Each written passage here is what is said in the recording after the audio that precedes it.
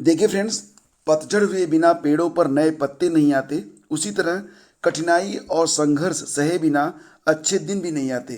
तो फ्रेंड्स, हमें प्रतिदिन अपने लिए एक टारगेट सेट करना चाहिए और कोशिश करनी चाहिए कि वो टारगेट मानवीय हो। ऐसा ना हो कि इतना बड़ा टारगेट आप सेट कर दें आज के लिए कि उसे शाम तक आप अचीव ही नहीं कर पाएँ। तो आप सभी का बहुत बहुत स्वागत है। आज की तारीख है 5 फरवरी और 5 फरवरी के दैनिक रोजगार समाचार में मैं आप सभी का हार्दिक स्वागत करता हूं। देखिए फ्रेंड्स, हम कोशिश करते हैं कि आप तक सिर्फ और सिर्फ सही खबरें ही पहुँचें। सोशल मीडिया और बहुत सारे यूट्यूब चैनल हैं जो कि सिर्फ और सिर्फ व्यूज़ के लिए कुछ खबरों को इस प्रकार से तोड़ मरोड़ कर दिखाते हैं कि आप सच्चाई से अवगत हो ही नहीं पाते हैं। कल मैंने देखा कि कई यूट्यूब चैनलों ने ये लिखा कि बीएड को प्राइमरी से बाहर किया गया। अब इस खबर के बाद बहुत सारे बीएड के जो अभ्यर्थी थे वो परेशान हो गए। देखिए फ्रेंड्स, हम यहाँ पर कोशिश करते हैं कि आप तक सिर्फ मैं निष्पक्ष खबरें पहुँचा सकूँ।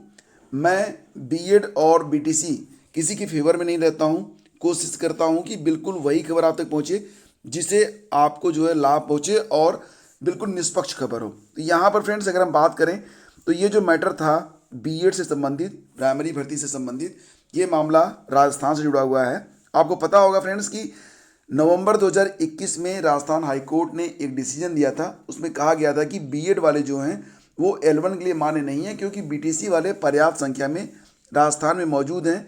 इसलिए बीटीसी वालों से ही प्राइमरी शिक्षक भर्ती पूरी की जाएगी। इसके बाद ये मामला जो था वो सुप्रीम कोर्ट में पहुंच गया। सुप्रीम कोर्ट में कल इस पर सुनवाई हुई बीएड और बीटीसी से संबंधित, लेकिन एनसीटी उसमें उपस्थित नहीं रहा था। एनसीटी दिल्ली को नोटिस दिया गया है और अब इस मामले में जो अगली सुनवाई होनी है वो 22 फरवरी को होनी है। देखिए फ्रेंड्स, अगर आप उत्तर प्रदेश के निवासी हैं तो आपको बिल्कुल भी चिंता करने की आवश्यकता नहीं है।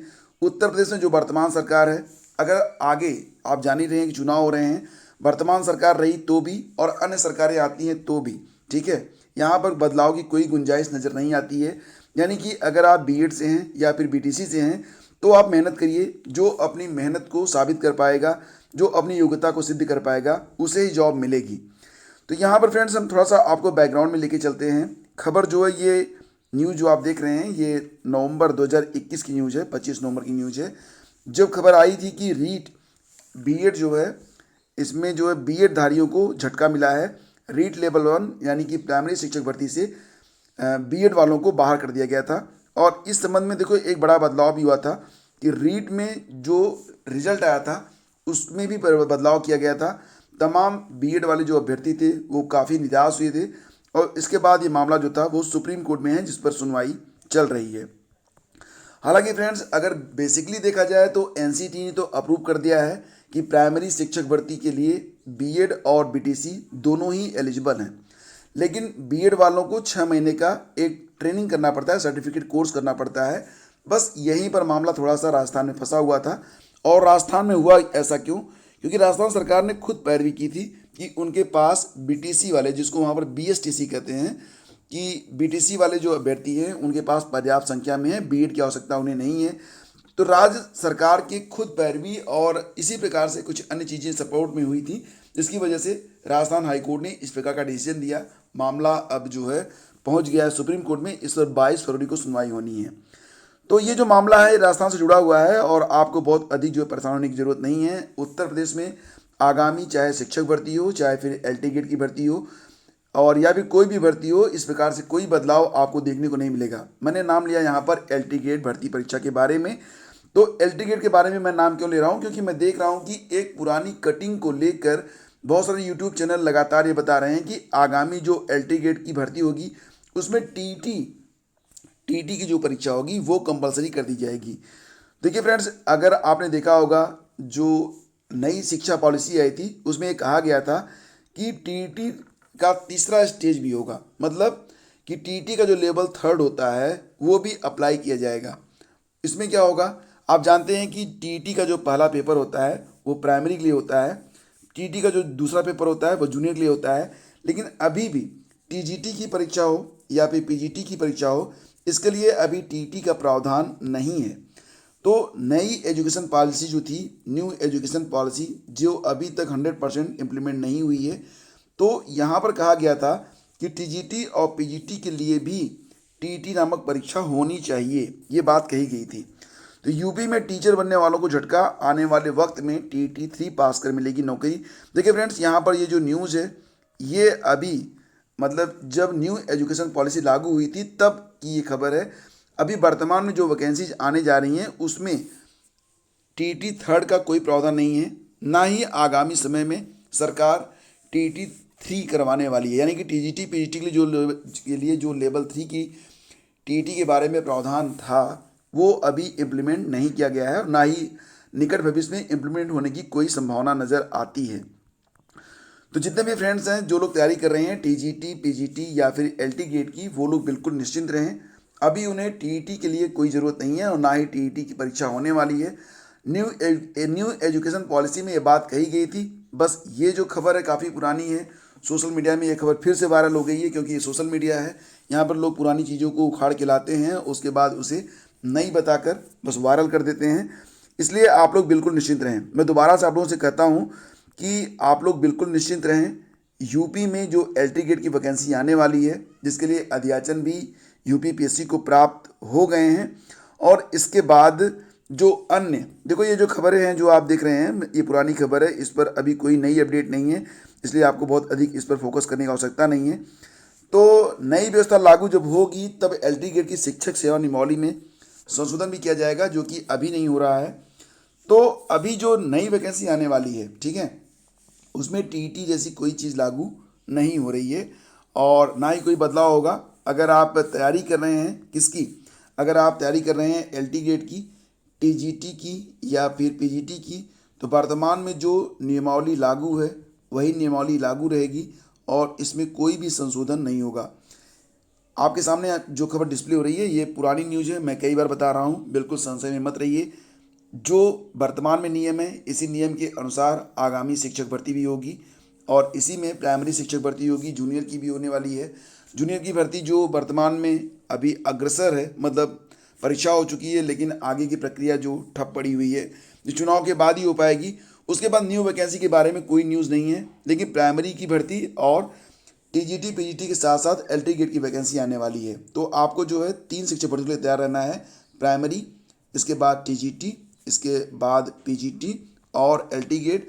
अगर आप डिग्री कॉलेज में शिक्षक बनने के इच्छुक हैं तो असिस्टेंट प्रोफेसर की भी वैकेंसी आएगी, लेकिन ये वैकेंसी मुझे लगता है कि 2022 में मध्य जुलाई के बाद आने की संभावना है। उसके पहले तो जो वर्तमान में 2002 पदों पर भर्ती चल रही है असिस्टेंट प्रोफेसर की, ये भर्ती पूरी हो जाए, क्योंकि अभी तक इसकी जो उत्तर माला है वो तैयार नहीं हो पाई है और कॉपियों का मूल्यांकन अभी शुरू नहीं हुआ है।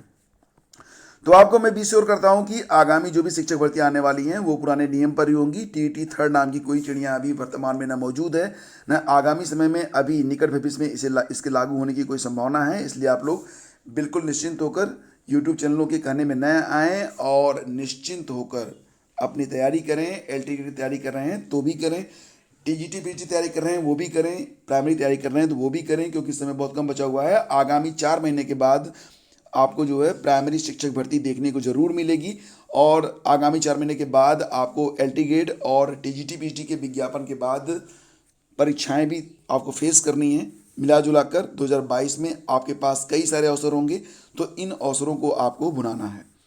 संघ लोक सेवा आयोग यूपीएससी ने 816 पदों के लिए प्रारंभिक परीक्षा के लिए नोटिफिकेशन जारी कर दिया है।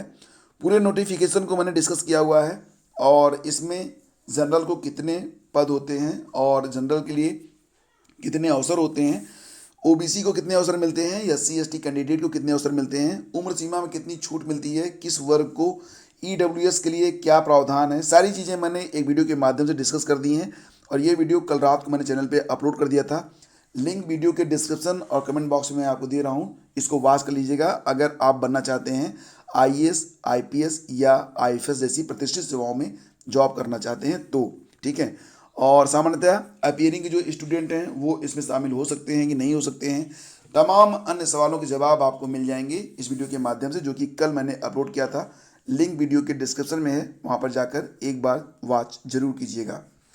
आगे बढ़ते फ्रेंड्स, आरआरबी में अब जब आपको पता होगा कि आरआरबी एनटीपीसी और आरआरबी ग्रुप डी को लेकर जो आंदोलन हुए थे उसके बाद आरआरबी की ओर से एक कमेटी का गठन किया गया था और इस कमेटी ने जो स्टूडेंट्स हैं उनसे आपत्तियों की सूचना मांगी थी, ऑनलाइन और ऑफलाइन दोनों ही माध्यम से।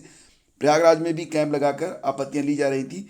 तो अब तक कुल मिला के देखा जाए तो 2 लाख से अधिक शिकायतें और सुझाव आरआरबी को प्राप्त हो चुके हैं। इसमें जो ऑफलाइन है कम आए हैं, ऑनलाइन आपत्तियां ज़्यादा आई हैं। रेलवे की नॉन टेक्निकल पॉपुलर कैटेगरी भर्ती के रिजल्ट पर आपत्ति जताते हुए अभ्यर्थियों ने जबरदस्त आंदोलन चलाया था। इसके बाद रेलवे प्रशासन ने कमेटी गठित करने के साथ ही अभ्यर्थियों से प्रत्यावेदन भी मांगे हैं ताकि उनकी आपत्तियों का निस्तारण किया जा सके और इसी आधार पर भर्ती परीक्षा का भविष्य भी तय होगा। तो अब तक जो है लगभग 2 लाख आवेदन मतलब शिकायतें और सुझाव आयोग को प्राप्त हो चुके हैं। आगे बढ़ते फ्रेंड्स, आपको बता दें कि बड़ी परीक्षाओं की क्यों नहीं जारी की जा रही है उत्तर कुंजी। यूपीपीएससी पर बड़े सवाल उठ रहे हैं। यूपीपीएससी के बारे में अगर कहा जाए इन शार्ट, तो जैसा कि आप सभी लोग जानते हैं कि जो भी परीक्षाएं होती हैं जिसमें परीक्षा नहीं होती है, जिसमें इंटरव्यू होता है और एकेडमिक मेरिट होती है, उसके बारे में यूपीपीएससी कट ऑफ अंक जारी करता है। लेकिन जो बड़ी परीक्षाएं होती हैं जैसे कि पीसीएस की परीक्षा हो गई, आरओ एआरओ की परीक्षा हो गई, इसमें विगत काफ़ी समय से फाइनल आंसर की तक जारी नहीं होती है, फाइनल कट ऑफ का पता नहीं चलता है। प्रतियोगी छात्रों ने सवाल उठाए हैं कि इससे आयोग की कार्यप्रणाली पर, पारदर्शिता पर गंभीर प्रभाव पड़ता है और अभ्यर्थी चाहते हैं कि वो जो पुरानी व्यवस्था थी जिसके अंतर्गत कट ऑफ अंक और फाइनल आंसर की जारी होती थी, उस व्यवस्था को पुनः लागू किया जाए। जैसा कि दोस्तों मैं आपको बताना चाहूँगा कि पहले क्या होता था कि 2015 के पहले भी आयोग जो था वो उत्तर कुंजी को जारी नहीं करता था और ना ही कट ऑफ अंक को जारी करता था। इसके बाद एक मीटिंग हुई जिसमें ये निर्णय लिया गया कि अब फाइनल आंसर की भी जारी होगी और कट ऑफ अंक भी जारी किए जाएंगे। लेकिन 3 साल तक 2015 में, 2016 में और 2017 में जब फाइनल आंसर की आई और इसके बाद जब कट ऑफ अंक आए तो बहुत सारे प्रश्न ऐसे थे जिस पर अभ्यर्थियों ने आपत्तियां अपनी दर्ज कराई, मामला कोर्ट में पहुंच गया।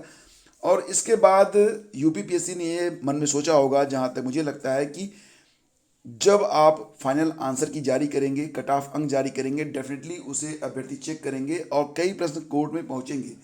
तो बस कोर्ट में ऐसा भी नहीं होता कि हर बार अभ्यर्थी गलत होते हैं, कई बार आयोग को भी निरुत्तर होना पड़ता है और उसके बाद रिजल्ट में बदलाव भी करना पड़ता है। तो इन झंझटों से बचने का आयोग को बस एक तरीका सूझा, उसने जो है फाइनली आंसर की को जारी करना, फाइनल आंसर की को जारी करना बंद कर दिया है। और अब अभ्यर्थी इसी प्रणाली पर सवाल उठा रहे हैं कि फाइनल आंसर की और कट ऑफ अंक जारी क्यों नहीं किए जाते हैं। ये जारी होना चाहिए ताकि अभ्यर्थियों को पता चल सके कि उन्होंने क्या गलती की थी, किस प्रश्न का क्या उत्तर माना गया है, ताकि आगामी परीक्षा में ऐसी गलती उनसे ना हो। नीट पीजी के बारे में अब न्यूज़ है कि अब ये परीक्षा 21 मई को होगी और अब ये परीक्षा 12 मार्च की है, कब होने वाली है, 21 मई को, ठीक है।